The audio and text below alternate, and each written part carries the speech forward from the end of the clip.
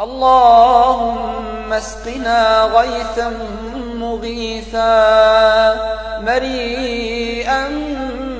مريعا نافعا غير ضار عاجلا غير آجل اللهم أغثنا اللهم أغثنا اللهم أغثنا اللهم اسق عبادك وبهائمك وانشر رحمتك وأحي بلدك الميت اللهم اسقنا غيثا مغيثا مريئا مريعا نافعا غير ضار عاجلا غير آجل اللهم أغثنا اللهم أغثنا. بسم الله الرحمن الرحيم. السلام عليكم ورحمة الله وبركاته. dhammaan dadka muslimiinta ah maanta halka isugu soo baxay waxaan ilaahay subxaanahu wa tacaala nooga wada rajaynayaa hadafkii aan isugu soo baxnay qoriyada ilaahay in ilaahay subxaanahu wa tacaala uu naga aqbalo xaaladda dalkeenna iyo dadkeenna ku jiro intii ugu horreysay ayaa ka hadashay inta halka joogtana waa xogogaal xaalad adag ayay bulshadeenna intii badneed ku sugan tahay bulshadii miyiga jirtay waxay u taabatay si toosa kuwii magaalooyinka joogana waxay u taabatay si dadban waa dhici kartaa dadka magaalada jooga in xoolihii oo harraadan oo waxay cunaan la inaysan subax walba ku soo toosay laakiin manficii ka imaan jiray oo ay magaalada ku degaayeen heerka uu maraayo way u jeedaan xaaladda hadda jirta waa xaalad ilaahay subxaanahu wa tacaala keliya uu naga qaadi karo marka waa inaan ilaahay subxaanahu wa tacaala aan u tadarrucnaa oo isaga xaggiisa aan mar walba khayrka ka filaynay inaan kulligeen isugu tagno waxaa intaa dheer awoodda ilaahayna siiyey iyadana inaan ka faa'iidaysanno si aan xaaladda adag uga baxno dabcan guddiyada u xilsaaran in ay bulshada u gurmadaan ilaahay waxaan u rajaynaynaa inuu iyagana u fududeeyo bulshada inteeda markaas awoodda iyaduna ay garato bulshadeenna aan gaarno annagoo intii ilaahay una siiyana isugu gurmanayna inta naga maqan oo roobku u badan yahayna isagoo weydiisanayna ayaa waxaa la rabaa dadaaladaas inay noqdaan dadaallo midaysan oo meel u wada jeeda oo ugu horrayso inay quluubta meel u wada jeedo marka hadal badan maanta halkama furna ducaan u nimid iyo ilaahay inaan barino ilaahay subxaanahu wa tacaala waxaan ka baryaynaa inuu roob caamiye ah oo aan ummadda waxyeelin ilaahay na siiyo ilaahay waxaan ka baryaynaa aafada ay leedahay abaarta inuu ilaahay naga dulqaado ilaahay waxaan ka baryaynaa addoommadiisii baan nahay awood badan ma lihine inuu noo naxariisto wixii dembi ah iyo gaf aan galna ilaahay inuu naga cafiyo ilaahay subxaanahu wa tacaala waxaan ka baryaynaa raxmad waasica oo ummaddeenna kala dejisa dhammaan ummadda muslimiinta meelay joogaan gaar ahaan ummadda soomaaliyeed iyo kuwa puntland waxaan subxaanahu wa tacaala ka rajaynaynaa ilaahay subxaanahu wa tacaala raxmaddiisa inuu noo soo dedejiyo xaalad adag baan ku jirnaa ilaahu raxmaddaada noo soo dedejiyo ilaahu adaa awooda cid kaloo awoodda ma jirta raxmaddaada noo soo dedejiyo ilaahay waxaan ka rajaynaynaa inaan ducadeenna uu inaga aqbalo ilaahay uuna tuso raxmaddiisa ummaddeenna ilaahay inuu u gargaaro annagu dad isku naxariista aan noqonno dadka soomaaliyeed meel kasta ay joogaan dibad iyo gudaba waxaan ilaahay subxaanahu wa tacaala halka uga rajaynayaa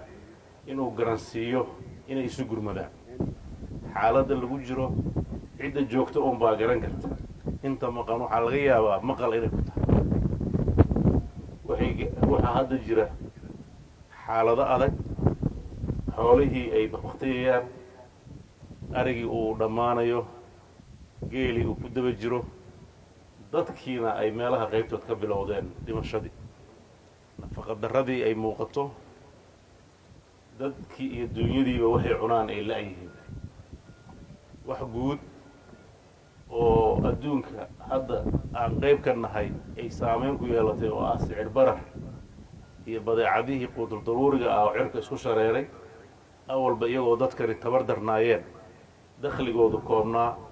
ayaa haddana waxaa dhacaysa in uu sicirkii aada u kordhayo dowladda puntland runtii waxaa xanuun weyn nagu haya culays nagu haya annagoo u jeedno dadkeenna inay maciishadii ku korodhay haddana aanan waxba laga qaban karin maxaa yeelay dakhliga puntland waa dakhli kooban waa dakhli intii koobnayd xataa waayadan dambe markuu sicirku kordho oo dhaqaaluhu hoos u dhaco ganacsigii ay ku tiirsanayd dakhligeennuna uu hoos u dhaco iyada ruuxaddeeda dowladdii meel ay wax ka keenta male qaylada caalamka loo jeedinayo waa ay badatay waxtarkeedu aada uma muuqdo maalin walba malaayiin dollar oo la yaboo hayo oo waa la hayaa la leeyahay waa maqlaynaa waxaanse ka xunnahay waxaas la hayo weli ma hayno hab loo maamulayo iyo wax ka soo gaaray dadkaan waxaan rajaynaynaa iyadana dadka soomaaliyeed inuu ilaahay garansiiyo mas-uuliyiinta ah inay aada u fududeeyaan haddiiba ilaahay oo ummaddiisa kale uu wax uga soo qaaday dadka dhibaataysan wixii loo soo qaaday in la gaarsiiyo sida ugu dhaqsaha badan maxaa yeelay marar badan bay dhacdaa